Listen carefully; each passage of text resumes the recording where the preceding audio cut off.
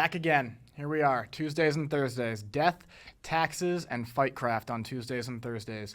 My name is Klein Wong. Today is Tuesday, November 26th, 2024. It is the week of Thanksgiving, and we got a lot to be grateful for this year. You know, that fight with Oliveira and Michael Chandler, Max Holloway's stunning knockout of Justin Gaethje. We're not going to talk about the knockout that he sustained against Ilia Topuria. We're just not, because I want to remain thankful. But we got a little bit to get to here. Kind of a slow week. There is no UFC this weekend. Of course, we have UFC 310 the week after that. And then after that, December 14th, we'll have UFC Tampa coming in. And I believe I will be in attendance for that one. So we'll see if I can get a little bit of a little bit of backstage stuff. We'll see maybe if I can get an interview with some people that I'm with.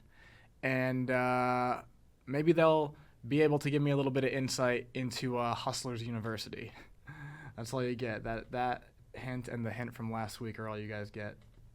So I want to talk about some of the new UFC news that came out today. There's a couple of matchups that were made. Trying to see if there's any updates on the Conor McGregor trial. There's really not much except for some news today. His fiance posting and a bunch of companies dropping him, including Proper 12, the company that he helped launch. And after that, we will obviously the UFC Macau highlights, which I mentioned, and then maybe we'll talk about UFC Tampa a little bit, because I'm going to do a full preview of UFC 310 on Thursday for Thursday's show, and we'll get that out of the way.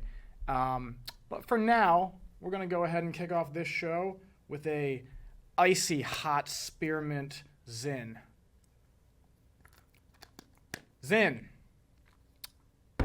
As real as it gets. I don't know. I got nothing for that one. I'm going to start coming up with more fake ad reads for Zin until I get my hands on some Alp from Tucker Carlson.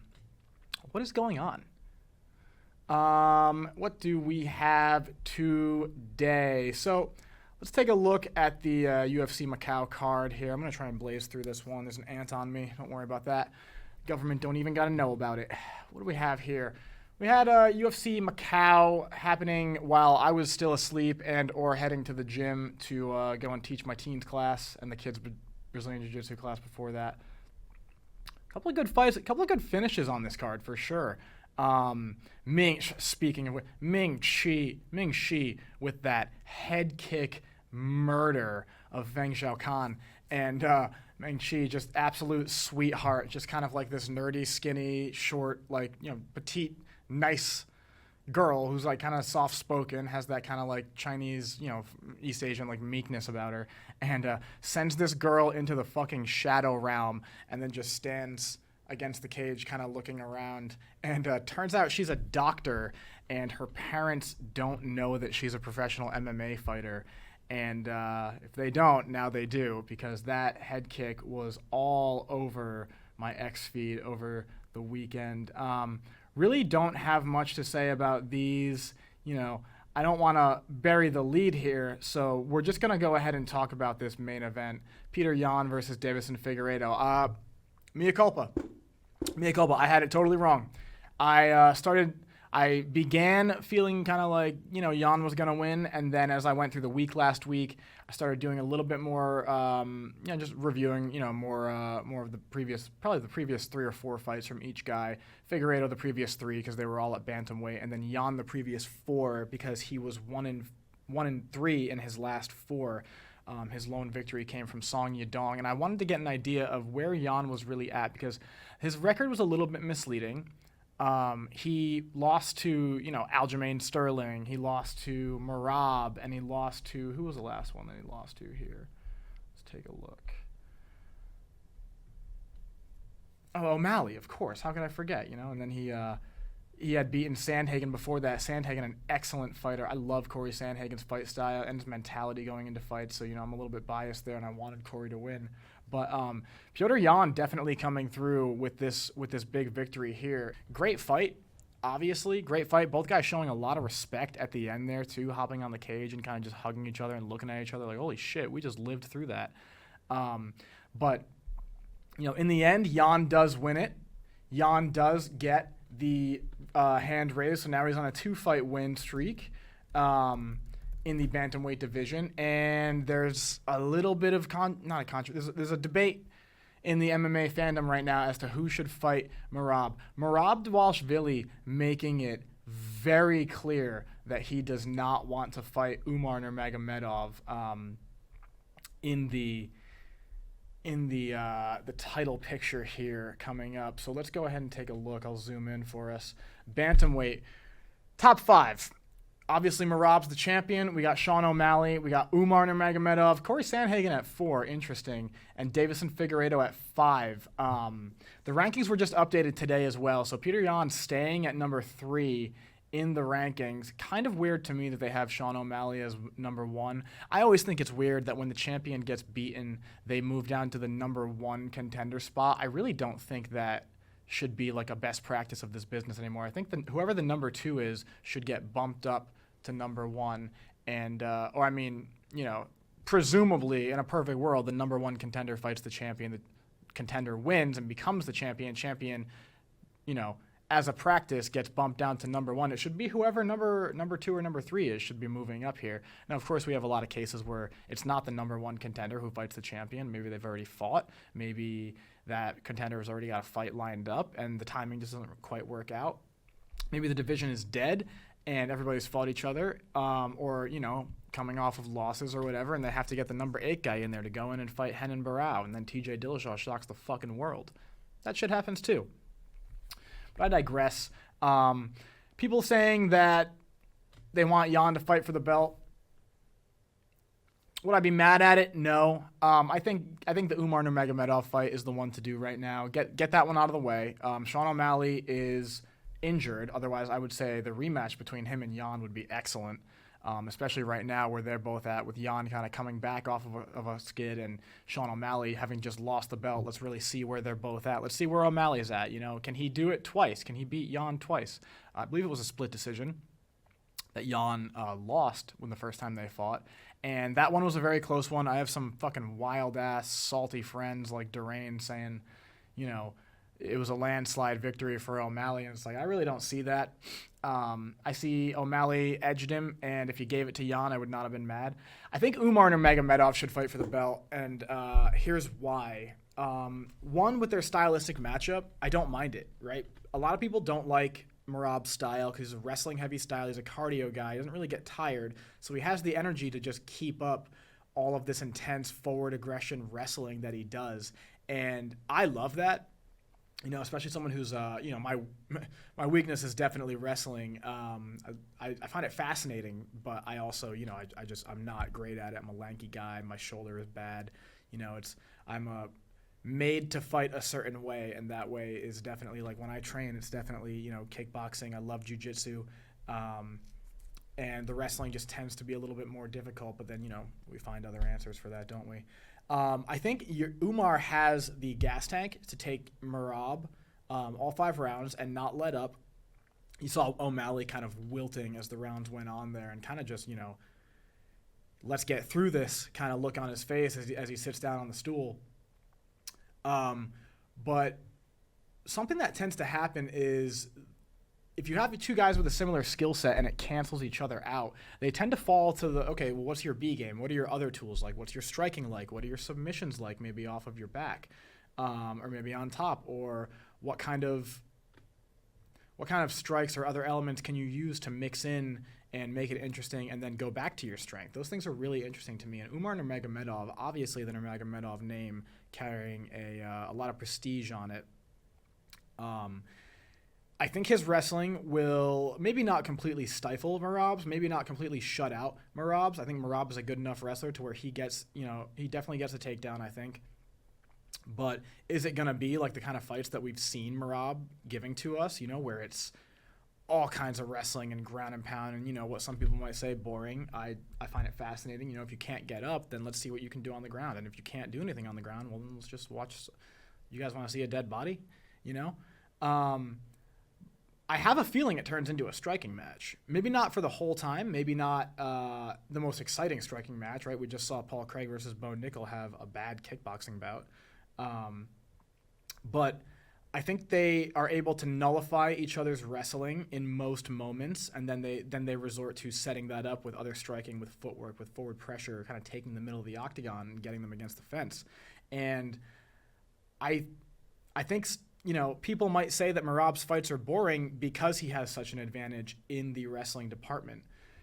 If you're watching these guys chain wrestle, dude, there is nothing more fun than just constant scrambles in MMA. I mean, maybe some brawls, some back and forth, excellent fucking rallies from people like on the feet are great as well. But I mean, like, constant scrambles are just exciting. You really don't know what's next. And if you don't know what you're looking at, obviously there's no shade on that. But if you're not super well versed in the grappling sense, then I mean, I could see how that could be a little bit boring to people. They don't really know what's going on. They don't know that maybe I'm a little bit more knowledgeable about what goes on the ground. I'm not saying I'm an expert, of course. I'm no John Ortolani, no Kenny Florian, but I find it exciting. I understand the positions. I certainly train myself, and I find that, like, there are a lot of moments of anticipation when you see guys get into these grappling scrambles, and maybe there's, not too many punches being thrown, but it's that anticipation of what could come next. And I find that very exciting. If you wanted to do Petr Yan versus Merab, I wouldn't be mad. Petr Yan, one of the most well-rounded fighters in the UFC, one of the most complete fighters in the UFC. Complete, similar to George St. Pierre, but in a different style, in a different tactic, right? He's obviously great karate and then, like, developed his, like, wrestling right there. Yan with great Muay Thai and, his grappling kind of stemming from Muay Thai, but then also going in and, like, cutting open the guard and having great passes. I think that makes a great fight as well. Merab openly saying he doesn't want to fight Umar. I say, look, they've already fought Yan and Merab. Give Merab the new contender in Nurmagomedov, and then if Merab wins, cool. Give him the rematch with Yan. If Umar wins, then we get to see Yan and Umar for all the marbles. And would that not just be a fun fucking fight? I can feel the promotions giving me hype now. Make Sandhagen O'Malley. Make Yan and Nurmagomedov. Honestly, make Yan and Nurmagomedov and make them fight for the number one contender spot. But I mean, Merab wants to fight in March, and I think that would be a great time to fight for him. I would love to see Merab fight a little bit sooner, but we might be stacked out here. Going back to this card, Yan Xiaonan beating Tabitha Ricci. Durain, you salty boy. You had Tabitha Ricci, didn't you? You were looking at her ass when you made that pick, didn't you? Tabitha Ricci having nothing for Yan Xiaonan, former title contender. Of course, she lost to Zhang Weili. Zhang dynasty, bro. But I love that Chinese MMA is coming out, and even if it is state funded and these people are juiced to the fucking gills and they're maybe captives of a communist regime, I love that Yan Xiaonan looked very sharp, very technical. She just she looked on that night. She looked like she had a lot of flow going on in her, and really happy for that. Really excited to see what happens with Yan Xiaonan here. Let's take a look at that division now. In women's strawweight, obviously Zhang Weili is the champion. Yan Xiaonan, Virna Jandiroba is number 3. Jessica Andrade is number 4. Oh my God, man. Women's strawweight used to be one of the most exciting and, like, stacked women's divisions. It used to be kind of like the best women's division. There's a lot of hype there, and a little bit of a lull right now. I mean, you still have Tisha Pennington and Angela Hill ranked in the top 15. I mean, they're excellent fighters, but it's like, damn, there aren't that many women in the talent pool to come out and fill out strawweight. And there's rumblings of them wanting to add an atom weight. It's like, dude, take care of your divisions that you have right now. Does Tatiana Suarez have a title fight coming up? Is she fighting Zhang Weili?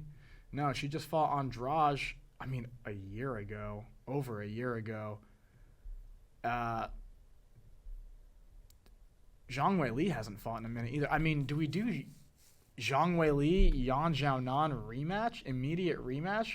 And, Yan is the last one that Weili fought, so I don't know. Women's strawweight is kind of a mess there. I'm not sure what we do with that one, fellas. But we will see. We will see. Oh, man, Muslim Salikhov versus Song Kenan. excellent finish here. Muslim Salikhov has now 6 spinning back kick, whether that's the heel kick or that spinning side kick that he does to the body. He has 6 of those finishes on his pro career, 2 of which in the UFC. I believe that gives him the most in the UFC here. Where do we go from Muslim Salikhov in the welterweight division here? Let's see. Ooh, welterweight is stacked. Muslim Salikhov not even breaking the top 15 with that win. Brutal. And I do believe the rankings were updated today because I saw Petr Yan was still ranked at 3, and I thought that was interesting. Muslim Salikhov, I mean, what would be a fun fight for him? Michel Pereira would be a great fight. Oh, no, he's at middleweight. Shit. Michael Page would be a great fight. Vicente Luque, he was supposed to fight at 310 against Nick Diaz. That fight tragically removed from the card, and not because we're missing out. Is it tragic? It's tragic because of Nick Diaz on the sidewalk there, just lighting grass on fire and not marijuana. Muslim Salikhov should get a top 15 opponent next. I mean, Muslim Salikhov versus Wonderboy would be an interesting one. I'm a big fan of Wonderboy, though, that karateka style being adapted to MMA. And I think that Muslim Salikhov would be a little bit too much for him. Wonderboy certainly Wonder Man now. Jeff Neal would be a fun one.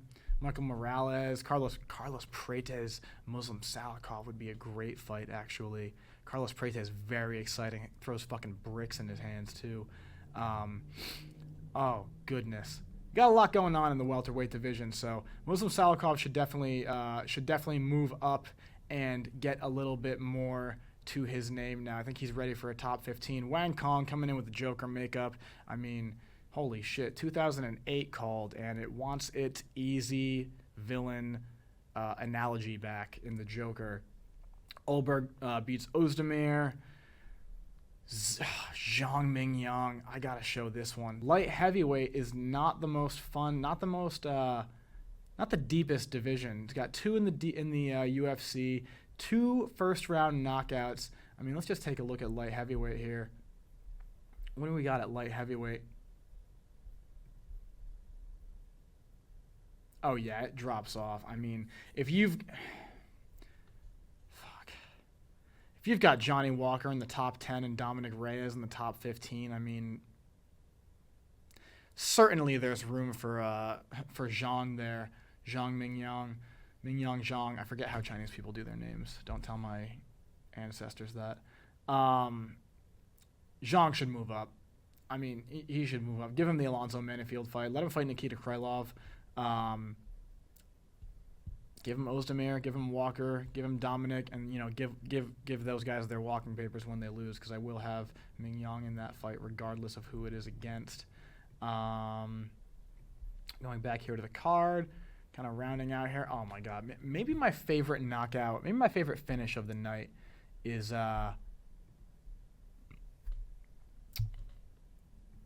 this one here from Ming Shi. Ming Shi here coming in. And, she's a petite girl. She's very quiet, a little bit meek, and uncorks one of the best head kicks here. Certainly in women's MMA, but I mean, just MMA as a whole. Boom! Right out the chamber. No setup other than the level changes here, which you'll see in a second. And I can't recall if she was like shooting in or throwing punches to the body. Maybe that would have like thrown Feng off of that and kind of had her thinking she was coming in with a different strike. It's usually what you want to do if you're going to go for the head. They say like look at the feet, lead into it with like a straight to the body or even to the face, so you get them covering up and kind of not looking. Lead into it with your double. That level change really helps. I mean, what more could you want from a head kick?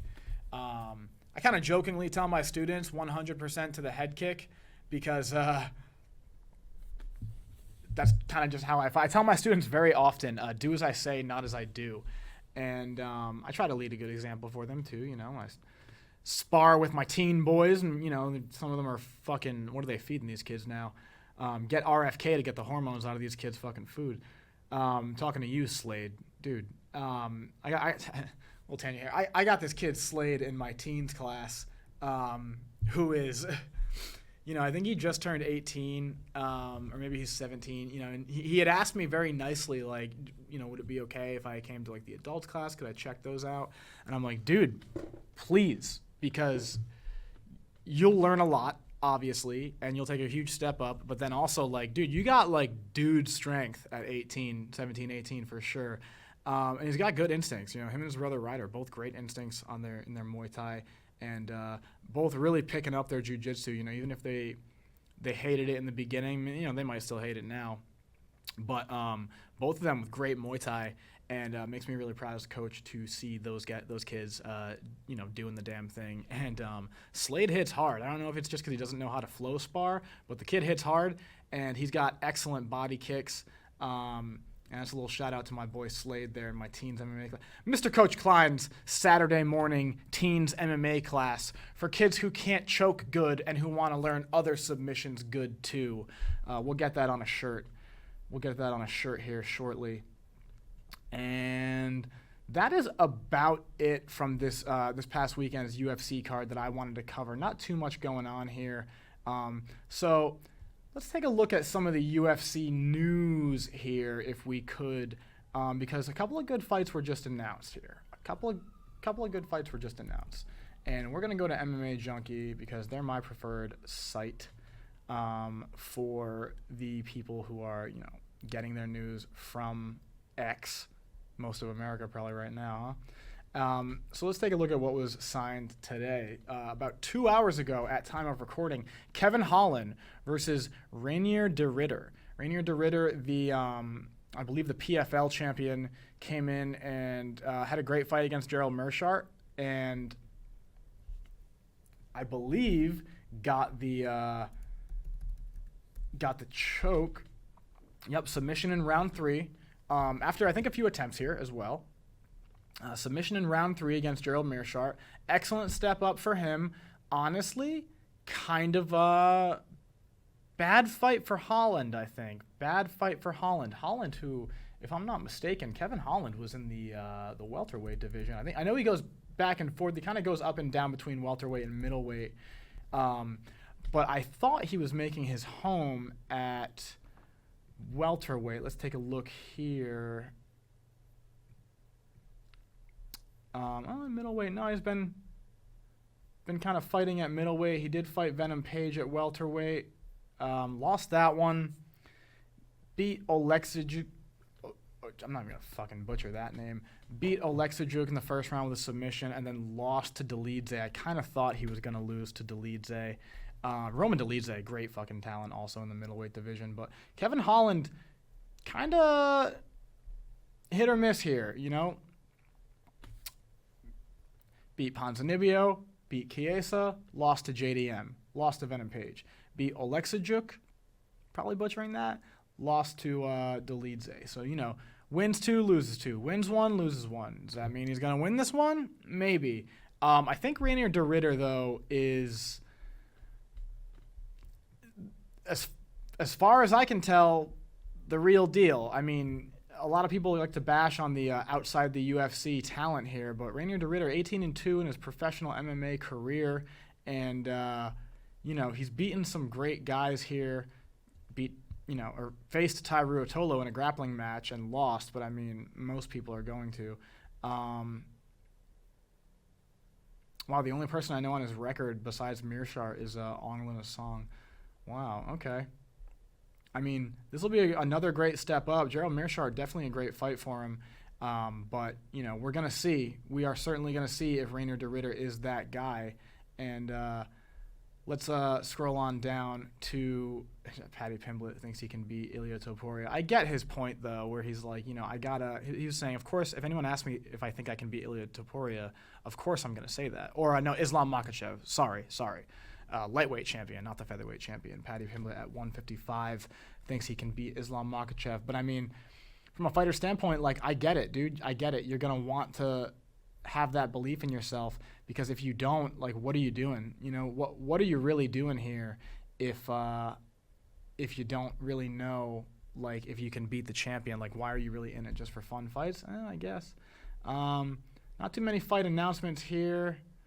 Oh, Jamahal Hill versus Jiri Prochazka was made official. I think I covered that last week, but Jamahal Hill and Yuri Prochazka is going to be a barn burner for as long as it lasts. As of right now, I've got Jiri, but I certainly would not be surprised if Jamahal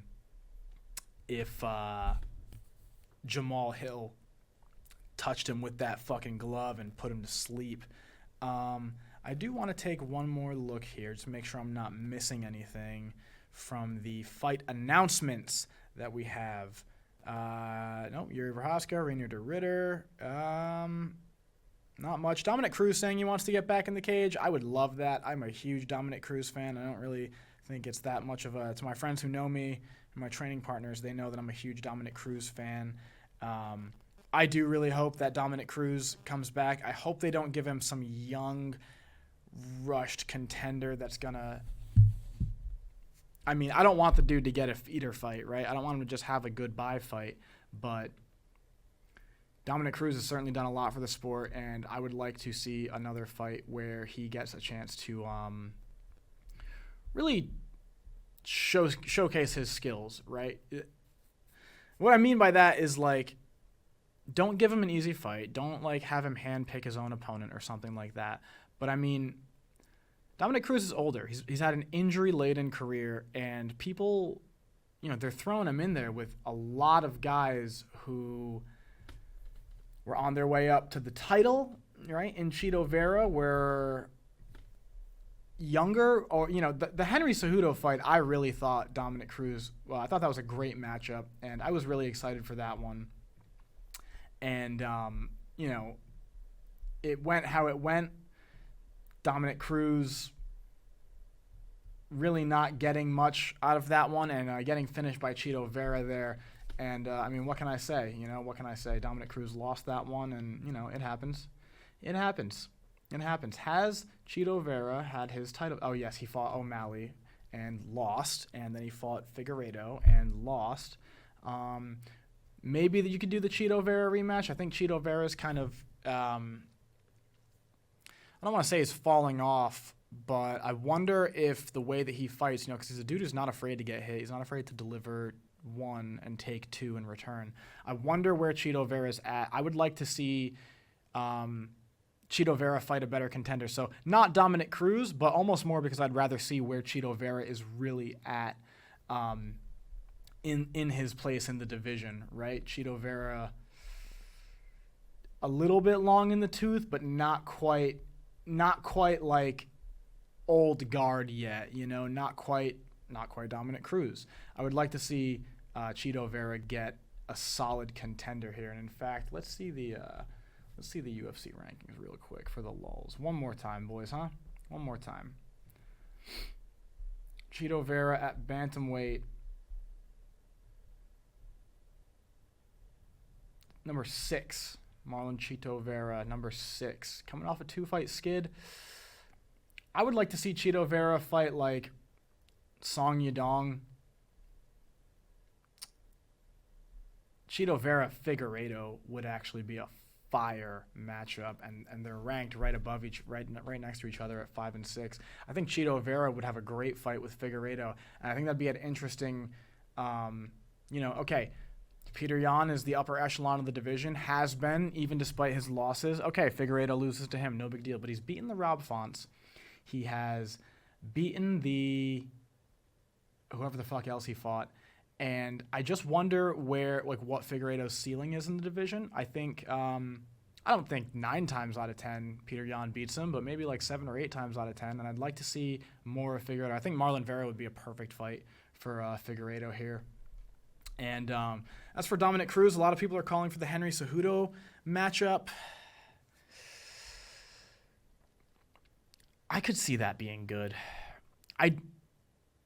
It's a joke, and a lot of people rag on Cruz for how he reacted to the stoppage. I do think it was an early stoppage.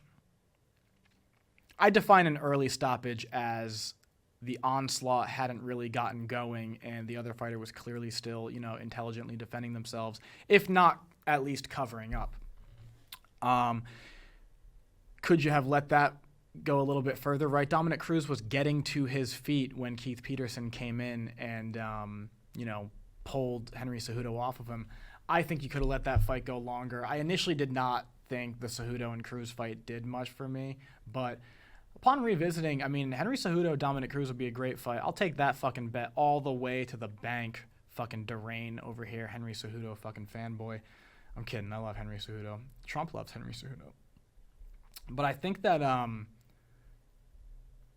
that Dominick Cruz here coming in at, I mean, he did get removed from the rankings rather recently, so it would be cool to see him fight, you know, another unranked fighter, or maybe even like an Ayman Zahabi. People want the Dominick Cruz-Jose Aldo fight, and I think that fight fucks. I think that fight would be really good, and, you know, give him the guy's a former champion. He paved the way for footwork. He paved the way for the lighter weight classes in the early days of the UFC when they had just bought the WEC. And, you know, his rivalry with Uriah Faber was one of the more interesting ones in the early days of MMA. So I think give Dominick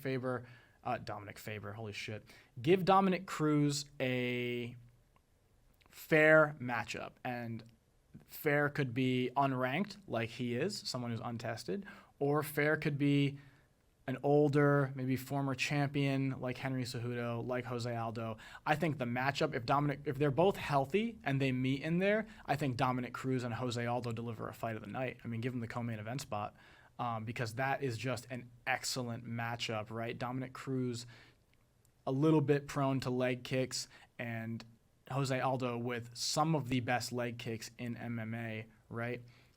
Dominick Cruz, sneaky wrestling with the footwork. Jose Aldo, excellent takedown defense, right? Excellent takedown defense. Was the highest ranked in the UFC for a long, long, long time, including his title reign.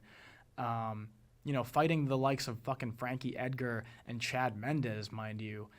Excellent takedown defense and a little bit more plotting footwork, a little bit more sliding in, maybe not sliding in, sliding out like a Stephen Thompson, but, you know, finding his way in, darting in, and then getting out. Excellent body work. I think that would be a great fight. Make the Aldo Cruz fight. I've decided. Fuck Henry Cejudo, king of cringe. And that, I think, will do it for news. And the last thing I wanted to look at here was Kai Asakura. I'm going to do a full preview of UFC 310 later this week. But Kai Asakura coming in with a 21-4 record, and I don't know what to make of this Kai Asakura fight with Pantoja. I go back and forth. Initially, I was like, this is going to be a dope fight, and Asakura is going to put on a hell of a show with Pantoja here. And then I started really thinking, and, you know, it's a little bit of a cliche. It's a little bit of an overused comparison or a saying or whatever, but the UFC really is the premier talent in mixed martial arts. There are other leagues, certainly. Bellator hasn't been around for a while. Wonder what's going on with that. ONE FC has kind of veered more towards like the freak show grappling and definitely the Muay Thai, the 4-ounce Muay Thai. And not to say they don't have excellent MMA fighters over there, because they certainly do. I mean, fucking plenty of guys have gone over there and had a great career, and then I think we've even gotten some guys. You know, I mean, Demetrius Johnson is over there putting on fucking barn burners, or, you know, he was before he kind of, I think, retired from the sport and dedicated his time to jiu-jitsu. All that to say, it doesn't mean they have bad fighters, but the question I usually pose is, are their best fighters really fighting consistently the best talent in the world? You know, when Eddie Alvarez came over from Bellator, he was widely known, and Michael Chandler too, right? These are actually two great examples. When Eddie Alvarez and Michael Chandler, you know, respectively at different times came over from Bellator, they had a lot of hype behind them, and they were known by the MMA, like, the real fans of MMA, ones who maybe they've been around the sport for a long time, or maybe they just know, they get deep into the sport and they're looking at other promotions, or maybe they hear about these guys' names and they go watch a couple fights. Go watch Eddie Alvarez and Michael Chandler's fights. Okay, those are exciting fights. Those are historically classic MMA fights in general, not just outside the UFC. And those guys were murderers in their prime. Granted, in a time where the fucking the PED test was it was a multiple choice, and they gave you the answers beforehand. But Eddie Alvarez was fighting the best in the world for a long time that were not in the UFC. He had great fights, mind you. And then when he came over, they gave him Donald Cerrone. And Donald Cerrone, Eddie Alvarez put up a good fight, but Donald Cerrone beat that ass for 3 rounds and won. Michael Chandler's a little bit different. Michael Chandler fought Dan Hooker and finished him in the first round. But it was widely known when Michael Chandler came over that he was an excellent wrestler. The guy can crack. He has heavy hands. Tight boxing, right? Trained with Henry Hooft. And, at Hard Knocks 365 here in Florida. And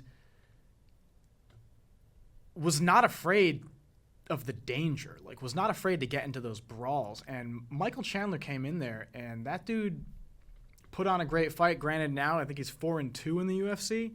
Or maybe even 5-2. But Michael Chandler is certainly up there. He is certainly top 15 material. I believe still top 10 for the time being. But what am I saying all this for, right? I'm saying all this because Kai Asakura is coming in and fighting the guy, right? They're not giving him Brandon Royval. They're not giving him Brandon Moreno, who are both fucking killers in their own right? But they're giving him the champion. And Pantoja has beaten both of the aforementioned contenders in Royval and Moreno. And I just wonder if Asakura is getting too much off the bat. Now, they don't have much going on with flyweight in the way that a lot of those guys have already fought each other. Pantoja has beaten a lot of the top contenders, and they might need some fresh blood, right? And Kai Asakura has excellent finishes. I mean, the guy is fucking... Let's look at this here. The guy has...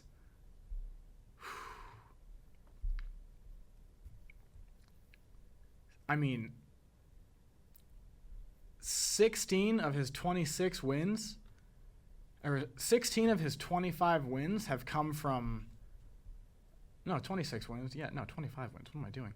16 of his 25 wins, I'm having a stroke right here on camera. 16 of his 25 wins have come from finish.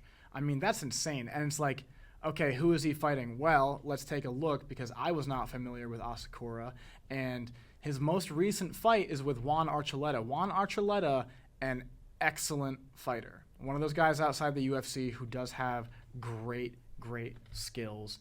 And he beat him in round 2 with a knee to the body. Yuki Motoya, I am not familiar with, but another knee to the body finish in round 3 that time. And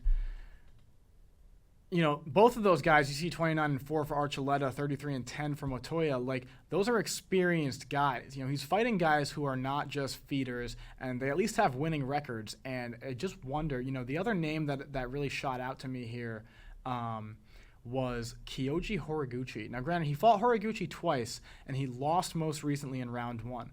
But he also beat Horiguchi in round 1. In fact, I'd love to see them bring Horiguchi back and make the rubber match between Asakura and Horiguchi. If he loses this title fight against Pantoja, or even if he wins, fuck it, bring Horiguchi back. Horiguchi is so fucking good. You could bring him back and give him a title fight right off the bat. The dude's insanely good, and I know Anthony Pettis beat him, that wild fucking, I think, spinning back fist, but Horiguchi is one of the best fighters, one of the most complete fighters out there. I know he's been he's a little bit older, he's a little bit more experienced now. Maybe a little bit long in the tooth, but you listen to Jack Slack on some of those old podcasts where he's talking about Kyoji Horiguchi. Kyoji was no joke. Definitely brought in that karate blitz and made good use of it. And, Demetrius Johnson beat him. Who the fuck hasn't Demetrius Johnson beaten? Dominick Cruz. And, excuse me. That Horiguchi win is not nothing. I know he most recently lost to him, but I'm just trying to say that Asakura is not untested, right? Reinier de Ridder, that dude was not quite untested either, certainly at 18-2. But the comparison here being, you go to fucking Reinier de Ridder's. Now, I don't know who any of these guys are. I don't know. Aside from Ty Ruotolo, who he lost to in a grappling match, but I don't know who any of those guys are, and I'm not saying that to belittle de Ridder here, but Asakura is a finisher. Asakura is a young talent. He has beaten good guys in Juan Archuleta and Kyoji Horiguchi, and it does serve as a huge question mark. I wonder if Asakura can dethrone Pantoja. Now, let's look at Pantoja here. Who were his last fights, right? 28-5. Also, Pantoja with one of the most gut-wrenching post-fight interviews where he's like, "Are you proud, Dad? My dad left when I was a kid. Are you proud of me now?" Like, that shit fucking almost brought a tear to my eye. Steve Erceg, great fighter. At flyweight, dude can crack. Brandon Royval, Brandon Moreno, Alex Perez. Those are good fighters, right? Manel Cape, also a great fighter. I mean, decent fighter. Matt Schnell, Wilson Hayes. Wilson Hayes kind of where you start dropping off here. But, I mean, Pantoja's beaten Moreno and Royval twice. He's beaten Perez. He's beaten Steve Erceg. It makes sense why they're giving him this Asakura fight. I'm glad to see that they're bringing in more Japanese MMA. I'm glad to see they're bringing in a guy like Kai Asakura. And, Kai Asakura is an exciting fight. And if you don't know, well, my friends, let's give you a little something to know going forward. Kai Asakura over here. Boom. Kaposa, Grabaka Hitman on X. Excellent account. You got to follow Grabaka Hitman. One of Kai Asakura's most devastating finishes wasn't even a KO. It's what he did to Ulka Sasaki's jaw. Fractured homeboy's jaw here with two huge hooks, by the way. It's not like that first punch was like a light jab or a little slap hook and he just winds up this kill. Like, Kai Asakura fucking put this dude out. And you see here, destroyed Ulko's jaw. Who was Ulko? I mean, fuck it. Let's take a look here, if we may. Ulko Sasaki, 24-10. Hello. Okay, I mean, beat Manel Cape. Beat Scoggins. Scoggins had great footwork, man. Whatever happened to Scoggins? Lost to Juicy Formiga, lost to Pantoja. I mean, you lose to the best. Like, no one's going to fucking hate you for that. But he's lost to a lot of the best guys, and you got to think, like, was Kai Asakura really fighting? Was Kai Asakura really fighting the best of the best when he fought Ulko? No, probably not. But that most recent win, being a finish of Juan Archuleta, that is not nothing. I'll tell you what, dude, that is not nothing.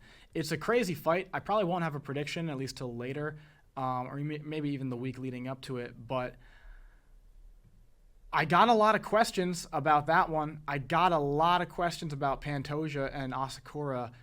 Pantoja looking all but unbeatable. Let's see what we got here one more time. Pantoja on a bit of a decision run. That tends to happen at flyweight, but, then you get crazy finishes too, and it's like, is it really not an exciting division? It's a very exciting division. I think some people just didn't like Demetrius Johnson holding the belt for so long, and, they ran out of contenders, so they're giving him fucking Chris Carriasso to get Kimura'd. Huge question mark on that fight. I'll tell you what, I'm kind of hoping that Asakura gives us a wild finish. I think Pantoja is coming into his own as a champion, for sure with the win over Steve Erceg, but Asakura has the skills to beat Pantoja.